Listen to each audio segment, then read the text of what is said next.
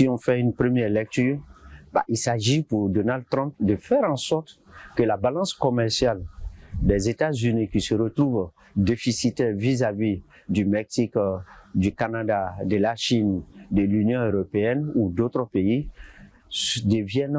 devient positive. Si cette balance commerciale devient positive, ça c'est la première raison. Donc, faire taxer pour importer moins, pour faire en sorte que la production américaine remplace le manque d'importation, ce qui n'a pas été importé, mais également tout en maintenant les exportations américaines. Et donc ça c'est l'objectif au premier degré. Mais si on veut aller plus loin, si on veut véritablement comprendre la chose, c'est de dire que Donald Trump inverse totalement le paradigme même des échanges commerciaux. Donc, il sort du paradigme du commerce libre, donc du libre-échange, pour prendre le paradigme du protectionnisme. Et là, il nous l'a dit, c'est rendre les États-Unis puissantes à nouveau. Donc, dans ce cas, il est dans une perspective de faire en sorte que les États-Unis d'Amérique soient ou demeurent la première puissance commerciale mondiale. Donc, c'est ce qu'on peut dire. Mais, pousser à bout, bon, ça implique des visées, on va dire, géopolitiques un peu plus élevées, voilà, qui ne sont plus totalement d'ordre commercial dans ce cas. À court terme, étant donné que les économies africaines ne sont pas directement taxées, ne subissent pas directement le relèvement tarifaire, il va de soi qu'elles ne seront pas directement, elles n'auront pas un impact direct.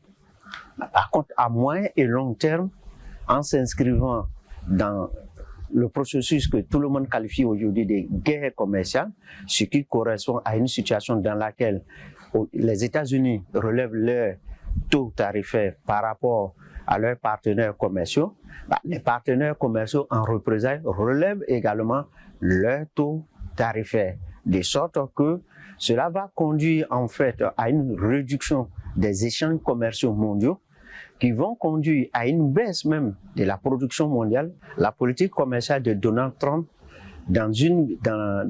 telle qu'elle est posée aujourd'hui, elle endosse les principes, les arguments, les argumentaires et la vision de ceux qui sont en faveur du protectionnisme. On peut considérer qu'elle prend même sa source dans le mercantilisme. Et on peut observer ça, mais bon, peut-être que pour beaucoup, ce sont des éléments disparates, mais avec d'autres éléments, le relèvement tarifaire, pas elle seulement, la gestion de la migration, donc le mode de gestion prévu pour les migrants. On va prendre le cas spécifique du Canada que Donald Trump veut intégrer, tout en intégrant, tout en disant qu'il est intéressé également par le Groenland, on peut considérer qu'il met en œuvre au moins deux types d'éléments. Protéger le marché domestique des États-Unis et chercher à étendre la capacité des États-Unis aux besoins par le moyen militaire, puisqu'il a dit qu'il ne peut pas l'exclure. Et cela, c'est toute la philosophie de ceux que les économistes appellent les mercantilistes. Pour eux, les échanges commerciaux ne sont profitables qu'aux pays les plus puissants. Et donc, quand un pays est plus puissant, sa puissance va s'étaler à travers sa capacité militaire et donc, à partir de ce moment, ce pays peut exporter aisément vers les autres pays ce qu'il produit et importer ce qu'il veut, mais faire en sorte que la différence lui soit favorable, c'est-à-dire avoir une balance commerciale positive.